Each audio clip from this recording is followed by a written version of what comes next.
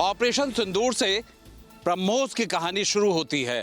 जिस तरीके से ब्रह्मोस के मारक क्षमता ने पाकिस्तान को बेहाल कर दिया, आज उसी ब्रह्मोस के पहले खेप का राजधानी लखनऊ के डिफेंस कॉरिडोर से उसका फ्लैग ऑफ रक्षा मंत्री राजनाथ सिंह और मुख्यमंत्री योगी आदित्यनाथ ने किया। खास बात यह है कि ब्रह्मोस अब स्वदेशी तकनीक पे बना हुआ जनरेशन 5 का मिसाइल है और ये सुपरसोनिक है। इसकी रफ्तार इतनी तेज है कि विश्व के जो दूसरे मिसाइल सिस्टम है उनसे कहीं बेहतर है। ब्रह्मोस की जो मारक क्षमता है, दुनिया के मिसाइलों के बेहतरीन मिसाइल में इसको गिना जा रहा है। और जिस तरीके से भारत ने रक्षा के क्षेत्र में आत्मनिर्भर की मुहिम चला रखी है, ब्रह्मोस उसमें एक बहुत बड़ा मील का पत्थर है। और आज राजधानी लखनऊ के डिफेंस कॉरिडोर में ब्रह्मोस का ये फ्लैग ऑफ अपने आप बड़ा ऐतिहासिक और मील का पत्थर का दिन है, क्योंकि राजधानी लखनऊ के ब्रह्मोस की ये पहचान नई है। और दूसरा, आत्मनिर्भर भारत बनने में ब्रह्मोस का एक अपना ही रक्षा के क्षेत्र में नया आयाम लिखा जा रहा है। वीडियो जर्नलिस्ट हरिराम के साथ आलोक पांडे, न्यूज़ स्टेट, लखनऊ। 2027 का विधानसभा चुनाव जीतने के लिए भारतीय जनता पार्टी ने एक ब्लूप्रिंट तैयार कर लिया है। इस खास कार्य योजना में उन तमाम लोगों को शामिल किया जा रहा है जो अभी पिछले दिनों जिला पंचायत सदस्य, ब्लॉक प्रमुख, जिला पंचायत अध्यक्ष का चुनाव जीत करके आए हैं। और इस कार्य योजना में उनको भी शामिल किया जा रहा है जो भाजपा के टिकट पर 1 साल पहले स्थानीय निकाय चुनाव में मेयर बने हैं, चेयरमैन बने हैं, पार्षद बने हैं, सभासद बने हैं। त्योहारों के बाद दिसंबर के महीने में प्रदेश अध्यक्ष महेंद्र भट्ट खुद पूरे प्रदेश की यात्रा पर निकलेंगे और इन तमाम लोगों के साथ अलग अलग तरह के सम्मेलन करेंगे। जीत सुनिश्चित करने के लिए एक माइक्रो मैनेजमेंट प्लान बन रहा है जिस पर पार्टी आगे काम कर रही है। इन सम्मेलनों में रणनीति का खुलासा होगा और प्रदेश अध्यक्ष के साथ कई स्थानों पर मुख्यमंत्री पुष्कर सिंह धामी भी प्रतिभाग करेंगे। इससे पंचायत चुनाव हो चाहे पुष्कर नगर निगम के चुनाव हो, उसमें हमने बहुत अच्छी सफलता प्राप्त की है और बहुत समर्पित कार्यकर्ता, प्रभावशाली कार्यकर्ता जनता के बीच से निर्वाचित होकर आए। अब उन सब कार्यकर्ताओं को 2027 के चुनाव की दृष्टि से काम पर लगाना ये पार्टी के अध्यक्ष के नाते मेरा नैतिक कर्तव्य बनता है। तो हमने तय किया है कि 25 नवंबर के बाद मैं स्वयं हर जिले के 3 मंडलों में जाकर प्रत्येक मंडल के बूथ इकाई के कार्यकर्ताओं से संपर्क करूँगा। और जब हम बूथ इकाई के संपर्क करेंगे तो एक बूथ तक की टीम का समावेश करेंगे। इससे पहले हमारा प्रयास है कि नवंबर 1 से 2 वीक में हम लोग जो हमारे जिला पंचायत अध्यक्ष है, महापौर है, ब्लॉक प्रमुख है, इनके साथ बैठक, मुख्यमंत्री के साथ इनकी बैठक होगी। और उसका प्रत्येक विधानसभा स्तर पर हम लोग जो विधानसभा के हमारे विधायक जिसके संयोजक होंगे तो उनको स्तर पर हमने तय किया है कि हमारे वार्डों के सभासद, जिला पंचायत के सदस्य, बीडीसी के मेंबर और बड़ी संख्या में हमारे ग्राम प्रधान जीते हैं, उनके साथ भी तारतम्य बनाकर किस तरीके से बूथ के प्रबंधन को मजबूत किया जाए उस कार्य में पार्टी लगेगी। अपने सहयोगी कैमरामैन सोनी कुमार के साथ न्यूज स्टेट के लिए देहरादून से अजीत सिंह राठी। बिहार विधानसभा के चुनाव की तैयारी पूरी पार्टी अपनी अपनी कर चुके हैं। आपको बता दें कि सीट बंटवारे के लेकर के जो है कुछ दिन पहले तक पेच फंसा हुआ था एनडीए की, लेकिन एनडीए की क्लियर हो गई है। अब महागठबंधन में जो पेच अभी तक फंसा हुआ है, आपस में ही लोग है जो उझराए हुए हैं, आपस में ही लड़ रहे हैं। क्योंकि जिस तरह से जो है 10 विधानसभा ऐसे है जहाँ पे प्रत्याशी जो है महागठबंधन की दो को उतार दिया गया है। आपको बता दें कि राजा पाकर को देख लीजिए या फिर वासुरीलीगंज को देख लीजिए या फिर जैसे बछरावा के देख लीजिए, ऐसा जो है 10 जगह उतारा गया है। कहीं आरजेडी और कांग्रेस जो है दोनों प्रत्याशी उतार दिए हैं। तो एक तरफ जो है वीआईपी पार्टी जो मुकेश सहनी की पार्टी है उन्होंने भी अपने कैंडिडेट उतार दिया है, तो दूसरी ओर जो है वाम दल भी उतार दिए हैं। तब देखना होगा कि ये जो त्रिकोणीय जो लड़ाई है वो महागठबंधन में देखने के लिए मिल रहा है। आपको बता दें कि जो बिहार में 2 चरण में जो है चुनाव होना है। पहला चरण का चुनाव जो होने के लिए जो नामांकन की प्रक्रिया थी, कल आखिरी दिन था और कल नामांकन की प्रक्रिया पूरी कर ली गई है। आज जो चुनाव में जो जा रहे हैं जो प्रत्याशी, उनकी नामांकन की आज जांच होगी और उनको सेटिस्फाइड कर दिया जाएगा कि आपकी नामांकन क्लियर हो गई है या फिर नामांकन रद्द कर दी गई है। लेकिन देखना होगा कि बिहार विधानसभा में महागठबंधन में अभी भी घमासान चल रही है, क्योंकि 10 विधानसभा सीट पर जो है कैंडिडेट एक ही कैंडिडेट जो है। आपको बता दें कि जिस तरह से आरजेडी और कांग्रेस एक ही विधानसभा में उतार दिया है। वहीं अगर वाम दल की बात कर लिया जाए तो वाम दल भी वीआईपी के खिलाफ उतार दिया है। तो ऐसे में कहीं ना कहीं अब जो है एनडीए को इसमें 100% फायदा होगा। अब देखना होगा क्या इसमें जो है किस तरह की रणनीति की जाती है। दीपावली त्यौहार के नज़दीक आते ही कॉर्बेट नेशनल पार्क के द्वारा जो है हाई अलर्ट जारी किया गया है। आपको बता दें कि दीपावली त्यौहार के समय पर उल्लू के ऊपर खतरा मंडराता है, क्योंकि जो अंधविश्वास है, जो तांत्रिक है, इसमें तंत्र मंत्र की विद्या करते हैं। उल्लू का इस विद्या में प्रयोग किया जाता है। उसको लेते हुए उल्लू के मद्देनज़र जो है वन विभाग के द्वारा, कॉर्बेट प्रशासन के द्वारा अलर्ट जारी किया गया है। और इसके साथ ही उल्लू का शिकार जंगलों में ना हो, उसको लेके जो है वनकर्मियों की गश्त बढ़ा दी गई है। कॉर्बेट नेशनल पार्क की सीमा से लगे यूपी की जो दक्षिणी सीमा है, वहाँ पे वनकर्मियों के द्वारा गश्त की जा रही है। ड्रोन कैमरे के साथ ही जो वनकर्मी गश्त कर रहे हैं, उल्लू के शिकार ना हो उसको लेकर जो है चौकसी बढ़ती जा रही है। और साथ ही साथ कॉर्बेट प्रशासन के द्वारा दीपावली पर्व पर जो है वनकर्मियों की छुट्टी रद्द की गई है और अलर्ट जारी किया गया है। दिवाली पर्व के मद्देनजर उल्लुओं पर थोड़ा सा संकट की संभावना रहती है। इसके लिए जो कॉर्बेट टाइगर रिजर्व है उसमें पूरा रेड अलर्ट घोषित किया गया है। जो हमारी दक्षिणी सीमा है यूपी से मिलती है, इसमें विशेष संभावना रहती है घुसपैठियों के घुसने की, तो इसके लिए विशेष गश्त आयोजित की जा रही है। स्निफर डॉग्स और जो मेटल डिटेक्टर्स हैं, इनकी मदद से रेलवे स्टेशन या बस अड्डे और भी जो इस तरह के संदिग्ध व्यक्ति दिखते हैं उनके स्थानों की तलाशी भी ली जा रही है। और जो उल्लुओं को लेकर है, इसके लिए विशेष टीमें बनाई गई हैं। इसके लिए Bijrani sub division, Kalagarh sub division और कालागढ़ टाइगर रिजर्व, तीनों ही जगह विशेष गश्त आयोजित की जा रही है। रामनगर से रोहित गोस्वामी, न्यूज़ स्टेट। अयोध्या में इस समय भव्य और दिव्य दीपोत्सव का माहौल है। हम इस समय राम मंदिर गेट के सामने खड़े हैं और सबसे बड़ी खबर आज ये है कि राम मंदिर के मुख्य द्वार का नामकरण हो गया है। इस द्वार का नाम रखा गया है जगत गुरु रामानंदाचार्य जी द्वार, यानी जगत गुरु रामानंदाचार्य जी द्वार। ऐसे इसके 4 द्वार हैं। चारों द्वारों का जो नामकरण हुआ है, सबसे पहले जो नाम रखा गया है वो राम मंदिर के जो मुख्य द्वार है उसका नाम जो है आज उसका नामकरण कर दिया गया है। बाकायदा रामानंदाचार्य की फोटो भी लगाई गई है गेट के दोनों छोर पर। और इस गेट का नाम आज से होगा जगत गुरु रामानंदाचार्य द्वार, जो कि राम मंदिर का मुख्य द्वार है। इसी द्वार से श्रद्धालु रामलला का दर्शन करने आते हैं। ऐसे में अब दीपोत्सव का माहौल है, दिवाली का माहौल है। ऐसे में अब जो है राम मंदिर यानी कि रामलला के द्वार में, रामलला के मंदिर में और राजा राम के मंदिर में 1 लाख से अधिक दिए जलाए जाएंगे, जो शुद्ध देसी घी को, यही नहीं इसके साथ ही गोबर के जो बने हुए दीपक जो हैं वो रामनगरी पहुंच चुके हैं। गोबर से बनाए हुए दीप जो है वो राम मंदिर के अंदर जलाए जाएंगे। यही नहीं, शुद्ध देसी घी के जो बाती और तेल होंगे, जो शुद्ध देसी घी जो होगी उसमें डालकर जो है वो दीप जलाया जाएगा। खासकर ध्यान रखा जा रहा है कि जो पत्थर लगे हैं वो पत्थर कहीं कोई जो है उनको दिक्कत ना हो, इसका ख्याल रखा जाएगा। यही नहीं, डिजिटल का युग है तो अब जो है डिजिटल जो लाइट है वो भी लगाई जा रही है। राम मंदिर में दीपक के साथ साथ डिजिटल जो है वो लाइट लगाई जा रही है। कुल मिला के राम मंदिर का भव्य और दिव्य दीपोत्सव भी यहाँ मनाया जाएगा। और आज से इस जो गेट है राम मंदिर का जो मुख्य द्वार है उसका नामकरण भी कर दिया गया है। इसका नाम रखा गया है जगत गुरु रामानंदाचार्य जी द्वार। तो कुल मिला के अयोध्या इस समय पूरी राम में हो चुकी है। केबी शुक्ला, न्यूज़ स्टेट, राम मंदिर, अयोध्या। भारत की सबसे महंगी मिठाई इस बार दिवाली पे आप खरीदना चाहते हैं तो आपको जयपुर आना होगा। पूरे देश में सबसे महंगी मिठाई जयपुर में मिलेगी, क्योंकि यहाँ पर जो मिठाई की शुरुआत होती है 1,11,000 रुपये पर केजी के हिसाब से। स्वर्ण प्रसादम नाम से एक मिठाई यहाँ पर बनाई गई है जिसकी जो रेट है वो है पर केजी 1,11,000 रुपये। इसके अलावा स्वर्ण भस्म जो कि 85,000 रुपये के पर केजी के हिसाब से मिलती है। तो ये ऐसी मिठाइयाँ हैं जो कि पूरे भारत में कहीं ना मिले या ना मिले, लेकिन जयपुर में आकर आप इनको खरीद सकते हैं। सुनहरी दिवाली या फिर कहें दिल से दिवाली, कुछ इसी तरह का यहाँ पर टैगलाइन के साथ इन मिठाइयों को यहाँ पर सेल किया जा रहा है। क्या इनकी खासियत है उस पर भी बात करेंगे। साथ ही जो ये क्रैकर्स हैं उनके शेप में भी यहाँ पर मिठाई मिल जाएगी। सबसे बड़ी बात है कि दिवाली बनाना चाहते हैं, दिल से बनाना चाहते हैं तो आप यहाँ पर आ सकते हैं। और जो शेप है पटाखों की शेप में यहाँ पर मिठाई भी आप ले सकते हैं। किस तरह से ये मिठाई बनाई जाती है, क्यों कितनी महंगी है, इसको जानने के लिए जो ओनर है हमारे साथ में जुड़ी हुई हैं।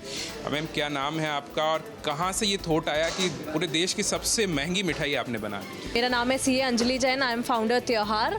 तो जब हमने लास्ट टाइम त्योहार लॉन्च किया था तब भी हमने सोचा था कि हम जयपुर वासियों के लिए और हमारे देशवासियों के लिए क्या नया और डिफरेंट ला सकते हैं। तो एक सौगात लेकर आते हैं हम हर त्योहार पे। मैंने ये मिठाई सबसे पहले अपने 1 साल के बेटे को खिलाई थी स्वर्ण भस्म भारत, क्योंकि तब मैंने सोचा था उसके लिए मैं क्या बेस्ट दे सकती हूँ उसकी इम्यूनिटी डेवलपमेंट सिस्टम को बूस्ट करने के लिए। उसके ऊपर इसके रिमार्केबल रिजल्ट्स थे, तो तब त्योहार कहीं भी मेरे दिमाग में नहीं था। लेकिन जब मैंने त्योहार लॉन्च किया तो मैंने सोचा कि जो अपनापन से मैंने अपने बच्चे को पाला है, त्योहार इज़ ऑल्सो माई बेबी, तो मैंने अपने देशवासियों के लिए भी सेम प्रोडक्ट को थोड़ा सा और प्रीमियम और मॉडिफिकेशन के साथ लॉन्च किया लास्ट दिवाली पे। इस दिवाली पे हमने उसका और इम्प्रूवमेंट और बेटरमेंट किया है। वीडियो जर्नलिस्ट राजू के साथ में शरद पुरोहित, जयपुर। दिवाली का सीजन एक बार फिर आ चुका है और सबसे ज़्यादा प्रचलित मिठाई उसका नाम है सोन पापड़ी। हालांकि गिफ्टिंग से ज़्यादा री गिफ्टिंग के तौर पर इस्तेमाल की जाती है, लेकिन क्या आपको पता है कि इसे एक समय रॉयल डेजर्ट के नाम से जाना जाता था, यानी कि तमाम राजा महाराजा जो हैं उनकी शाही रसोइयों में ये एक पकवान बनाया जाता था जिसको असल में एक रॉयल डेजर्ट के तौर पर, यानी कि जो कहें हम मीठे के तौर पर जो रॉयल नाम के साथ इसको जाना जाता था। लेकिन आज की तारीख में किस तरीके से परिस्थिति बदली है सोन पापड़ी को लेकर, उसी को जानने के लिए आज एक मिठाई की दुकान पर हम पहुंचे हुए हैं। तस्वीरें आपको दिखा रहे हैं कि बाहर ही आपको इस तरीके से अलग अलग डिब्बों में आपको सोन पापड़ी अलग अलग से पैक हुए आपको नज़र आती है और आमतौर पर गिफ्टिंग से ज़्यादा री गिफ्टिंग के तौर पर इस्तेमाल की जाती है। इस समय हम यहाँ पर मौजूद हैं, यहाँ के मैनेजर से बात करते हैं। सर, क्या नाम है आपका? मेरा नाम सुनील कुमार मिश्रा है सर।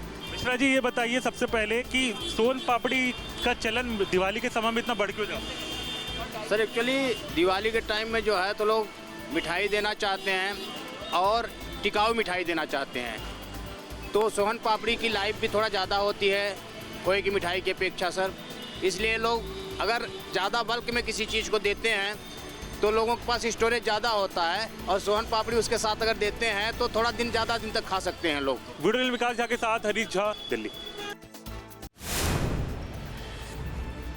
पूरे देश में जीएसटी एक उत्सव की तरह मनाया जा रहा है, क्योंकि जैसे ही जीएसटी की रेटें कम हुई और उसके बाद में ही जो इलेक्ट्रॉनिक आइटम से लेकर व्हीकल है, इनकी मांग अचानक बढ़ गई, क्योंकि जहां पर 28% जीएसटी लग रहा था वहां पर 18% पर आ गया, और उसकी वजह से गाड़ियों की जो रेटें थी उनमें काफ़ी कमी आई और लोग अचानक इंतज़ार करने लगे धनतेरस का, क्योंकि मुहूर्त देखकर जो लोग गाड़ियाँ लेते हैं उनके लिए सबसे अच्छा मुहूर्त धनतेरस को माना जा सकता है। लोग काफ़ी समय से इंतज़ार करते हैं, पूरे साल भर ही कुछ लोग तो इंतजार करते हैं कि जब धनतेरस आएगा तभी गाड़ी लेंगे, और ऐसे में जीएसटी की दरें कम हो जाना, तो इस बार की जो धनतेरस थी वो लोगों के लिए खास थी जो कि व्हीकल खरीदना चाहते हैं। फिलहाल मैं अजमेर रोड पे खड़ा हूँ, जहाँ पर व्हीकल के जो शोरूम है धनतेरस के दिन काफ़ी भीड़ लग रही है। लोग जो डिलीवरी लेना चाहते हैं वो आज ही के दिन लेना चाहते हैं। जो यहाँ मैनेजर है उनसे बात करते हैं। क्या नाम है आपका साहब? मेरा नाम सुधांशु है, सुधांशु कश्यप नाम है मेरा।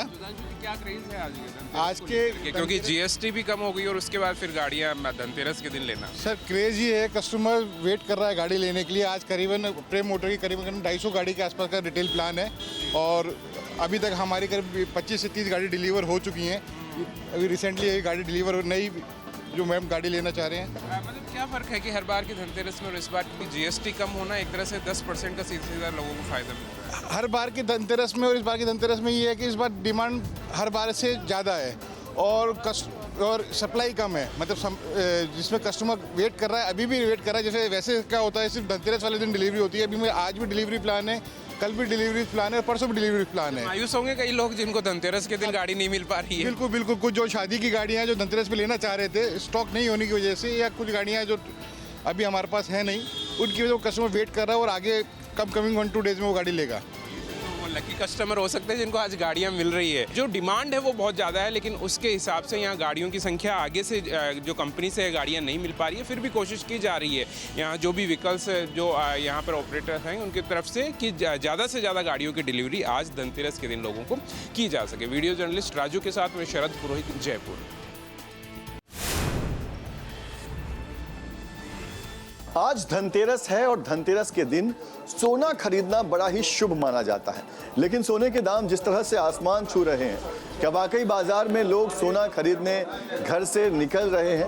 यही जानने के लिए हम मुंबई के जवेरी बाजार पहुंचे हुए हैं। जवेरी बाजार ये एशिया का सबसे बड़ा ज्वेलरी मार्केट है और यहाँ पर एक ज्वेलरी शॉप में हम मौजूद हैं और यहाँ रौनक किस तरह की बनी हुई है आज सवेरे से, ये मैं सबसे पहले आपको दिखाता हूँ। ये देखिए, लोग जो है वो सोना चांदी ज्वेलरी यहाँ पर खरीदने के लिए पहुँच रहे हैं, क्योंकि आज के दिन सोना खरीदना शुभ माना जाता है।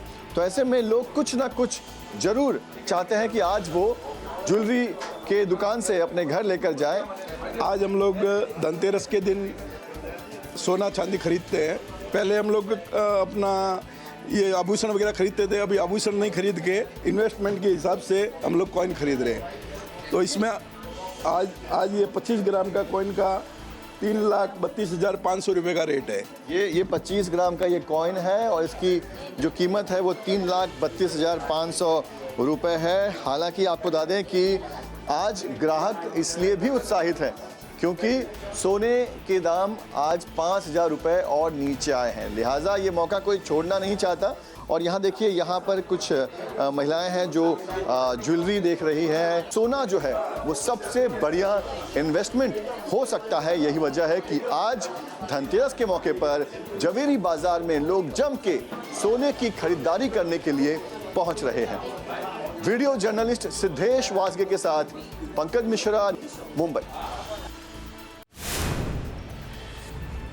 धनतेरस का दिन है और अगर बात की जाए सोने और चांदी की तो उसमें भी लगातार बढ़ोतरी है, लेकिन बढ़ोतरी के साथ साथ क्या ग्राहकों में भी बढ़ोतरी है, यही देखने के लिए अगर जयपुर के जो ज्वेलरी शॉप है वहाँ पर पहुँचते हैं तो सुबह से ही लोगों की यहाँ पर संख्या काफ़ी देखने को मिलती है। लोग पहुँच रहे हैं खरीदारी करने के लिए। धीरे धीरे ये संख्या बढ़ती चली जाएगी जिस तरह के दुकानदार कहते हैं, क्योंकि जो भाव बढ़े हैं सोना चांदी के, उसके साथ साथ दुकानदार जो हैं वो उम्मीद भी जताते हैं कि लोगों का विश्वास भी बढ़ा है सोना चांदी के ऊपर, क्योंकि सोना चांदी के भाव बढ़ रहे हैं। लोगों को लग रहा है कि भविष्य में भी इसी तरह से बढ़ते रहेंगे, क्योंकि दूसरे जो प्रोडक्ट्स हैं, व्हीकल्स की बात करें, इलेक्ट्रॉनिक आइटम्स, उनके रेट धीरे धीरे कम होते हैं, लेकिन सोना चांदी एक ऐसा है कि लगातार रेटों में बढ़ोतरी होती रहती है। जतिन हमारे साथ में मौजूद है। आज जतिन, सीधा सवाल कि आज दर्शक ये जो ग्राहक हैं यहाँ पर पहुँच रहे हैं, ग्राहकों की क्या संख्या बढ़ोतरी हुई है पिछली बार के मुकाबले? आज क्या स्थिति? नमस्कार, मैं जतिन। आप जैसे कि देख सकते हैं कि पिछले हर सालों के मुकाबले सोना इस साल काफ़ी ज़्यादा बढ़ चुका है और लोगों को एक उम्मीद है कि सोना 1,80-2 लाख पार करेगा। इसी तरह चांदी में भी देख सकते हैं कि काफ़ी रेटों में इजाफा है और इन दोनों ने ही लोगों को काफ़ी अच्छा इन्वेस्टमेंट ऑप्शन दिया है। हर बार के मुकाबले इस बार सोने में काफ़ी अच्छे रिटर्न्स मिले हैं, जो हम देख सकते हैं पिछले 1 महीने में ही हमें 15 से 20% का रिटर्न सोने में मिल चुका है।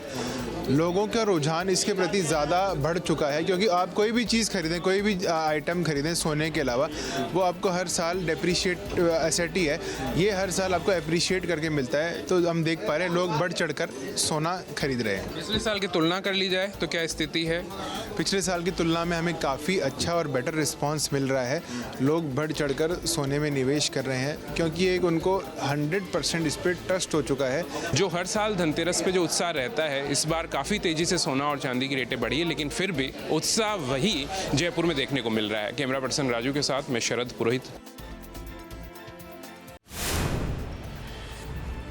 बरेली में बीती देर रात एक दर्दनाक हादसा हो गया। इस हादसे में 3 लोगों की ऑन द स्पॉट मौत हो गई, तो वहीं 10 लोग इस पूरे मामले में घायल हैं। घायलों को अलग अलग हॉस्पिटलों में एडमिट कराया गया है, जिसमें से 4 लोगों की हालत गंभीर बताई जा रही है और वहीं 6 लोग जो हैं उनकी हालत में सुधार है, जिनको घर भेज दिया जाएगा। आपको बता दें कि बीती देर रात 1 से 2 के बीच में तेज रफ्तार इको वैन जो थी बरेली से भुता होते हुए बीसलपुर जा रही थी और इसी बीच वाहन को ओवरटेक करते समय सामने से आ रही बस में जाकर वो घुस गई और गाड़ी की रफ्तार इतनी तेज थी कि जो टक्कर के बाद वैन के परखच्चे उड़ गए और आनन फानन में जो आसपास के लोग थे उन्होंने पुलिस को सूचना दी। मौके पर पहुंची पुलिस और फायर ब्रिगेड की टीमों ने जो वैन थी उसके दरवाजे काट कर डेड बॉडियों को निकाला और जो लोग उसमें फंसे थे उनको रेस्क्यू करके उनको हॉस्पिटल में एडमिट कराया, जिसमें से 6 लोग की हालत में सुधार है इस समय और वहीं 4 लोगों की हालत गंभीर बनी हुई है, जबकि 3 ऑन द स्पॉट ही उनकी मौत हो गई। लेकिन सबसे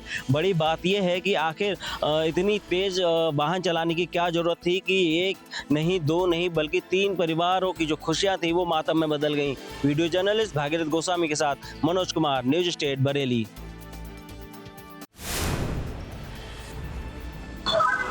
हम इस समय मौजूद हैं ग्रेटोना में परी चौक के पास। दीपावली का त्योहार आने से पहले सड़कों पर लगातार जाम की स्थिति साफ देखी जा रही है। लगातार तस्वीरें हम आपको दिखाएंगे। जो जाम है लगातार कहीं ना कहीं जो वाहन है घंटों से फंसे हुए हैं, रेंग रेंग कर वाहन चलते हुए नजर आ रहे हैं, क्योंकि यहाँ धनतेरस का दिन है। लगातार लोग खरीदारी भी कर रहे हैं, साथ ही दिल्ली की तरफ से लोग अपने घर की तरफ भी जा रहे हैं, लगातार जाम में फंसे हुए हैं। ये स्थिति लगातार जिसको भयानक है, घंटों से जाम लगा हुआ है। लेकिन जो घर वाले हैं लोग, आप देखेंगे तस्वीरें देखेंगे, जो जिस तरीके से जो लोग हैं वो अपने घर की तरफ, दीपावली पे घर की तरफ, क्योंकि वीकेंड है, लगातार जिस तरीके से जो त्योहार का समय है इसके बाद छुट्टी लेने के बाद अपने घर की तरफ रवाना होते हुए नजर आ रहे हैं। लगातार जो ट्रैफिक पुलिसकर्मी है जाम को खुलवाने में लगे हुए हैं। लगातार जो जाम की स्थिति है वो लगातार चारों तरफ बनी हुई है और लोगों से ट्रैफिक पुलिस की अपील यही है कि लगातार अपने जो नियमों का पालन करें और धीरे धीरे जिस तरीके से जाम को यातायात पुलिसकर्मी खुलवाते नजर आ रहे हैं, कहीं ना कहीं जो लोग हैं अपने घर की तरफ रवाना होते हुए ट्रैफिक का दबाव बढ़ता हुआ नजर आ रहा है। ग्रेटोना से तरुण भड़ाना, न्यूज स्टेट उत्तर प्रदेश। संभल में इमरान और इरफान हाजी के यहाँ पर जो मीट फैक्ट्री पे जो सोमवार करीब 5 बजे से लगातार छापेमारी टीम कर रही थी और करीब 83 घंटे उसने छापेमारी की। सूत्रों के अनुसार जानकारी मिली कि वो उनके जो मीट फैक्ट्री के इरफान और हाजी और इमरान थे, उनके रिश्तेदारों के यहाँ पर और जो कर्मचारी अधिकारी थे उनके यहाँ पर जो फैक्ट्री में काम करते थे उनके यहाँ पर छापेमारी की। बताया जा रहा है कि जनपद के अलग अलग कई थाना क्षेत्रों में जो आईटी विभाग की टीम थी वो लगातार छापेमारी की गई थी। करीब सोमवार सुबह 5 बजे से आईटी विभाग की टीम के द्वारा छापेमारी शुरू हुई और उसके बाद लगातार 83 घंटे तक छापेमारी की गई। 83 घंटे पूरे होने के बाद आईटी विभाग की जो इनकम टैक्स विभाग के अधिकारी थे, उसमें अन्य विभाग भी बताया जा रहा है। तो कहीं ना कहीं जिस तरीक़ा से छापेमारी की गई थी उसमें सूत्रों के अनुसार जानकारी मिली है कि जो टीम थी उसके लिए इलेक्ट्रॉनिक दस्तावेज और कुछ कागजात बरामद हुए, जिससे कहीं ना कहीं बड़ा खुलासा हुआ है। लेकिन जिस तरीक़ा से जो टीम थी उन्होंने किसी मीडिया के कैमरे पर कोई जानकारी नहीं दी। ये भी बताया जा रहा है कि वहाँ से कुछ सामान भी बरामद किया गया, सूत्रों के अनुसार जानकारी मिली है। तो कहीं ना कहीं जिस तरीक़ा से जो इनकम टैक्स विभाग की जो टीम थी, जो करीब 50 से अधिक अधिकारी बताए जा रहे हैं, वो टीम के द्वारा लगातार जनपद के अलग अलग स्थानों पर छापेमारी की थी। जो मीट कारोबारी हैं उनके आवास पर भी छापेमारी की गई थी। जो कर्मचारी काम कर रहे हैं उनसे भी काफ़ी देर तक पूछताछ की गई थी। ये सूत्रों के अनुसार जानकारी मिली है। तो कहीं ना कहीं 83 घंटे पूरा होने के बाद अब जो टीम थी आईटी विभाग की टीम थी वो यहाँ से रवाना हुई है और सूत्रों से जानकारी मिली है कि कहीं ना कहीं उसे कई दस्तावेज, कई इलेक्ट्रॉनिक कोई जो डायरी उन्हें बरामद हुई हैं। उसके बाद कहीं ना कहीं जो बरामद होने के बाद वो बड़ा खुलासा हो सकता है। देश की राजधानी दिल्ली के अंदर एक्यूआई का स्तर लगातार बढ़ता जा रहा है। अगर बात की जाए अक्षरधाम की, जहां पर हमारी मौजूदगी है, तो आप यहां से तस्वीर देख सकते हैं। जो आपको आसमान में तस्वीर नज़र आ रही है, सफ़ेद कलर की जो पूरी चादर आसमान पे बिछी हुई है, यही कारण है कि एक्यूआई का स्तर लगभग 400 के पास है, क्योंकि अक्षरधाम का एक्यूआई स्तर फिलहाल 370 है। हालांकि लगातार देश की राजधानी में बढ़ता हुआ एक्यूआई का स्तर अपने आप में इस बात के संकेत दे रहा है कि आने वाले समय में बच्चे, बुजुर्ग और हार्ट पेशेंटों के लिए मुसीबत बन सकती है। दिल्ली की हवा अब जहरीली होती जा रही है। हालांकि लगातार सरकार की ओर से प्रयास किए जा रहे हैं कि एक्यूआई का स्तर को घटाया जाए, जिसके लिए तरह तरह के उपयोग भी किए जा रहे हैं। सड़कों पर पानी डाला जा रहा है, साथ ही साथ जो निर्माण कार्य जहां पर चल रहा है वहां भी पानी का छिड़काव नगर निगम के द्वारा किया जा रहा है। हालांकि दीपावली में भी एक दिन का समय है, लेकिन एक्यूआई का बढ़ता हुआ स्तर इस बात के संकेत दे रहा है कि दिल्ली की जो आबो हवा है वो अब ख़राब होती हुई नज़र आ रही है, क्योंकि यहाँ पर सांस लेने में अब लोगों को दुश्वारियाँ शुरू हो जाएंगी। अभी अक्टूबर का माह चल रहा है और हरियाणा, पंजाब के अंदर में जो पराली जलती है वो भी अभी जलनी शुरू नहीं हुई है।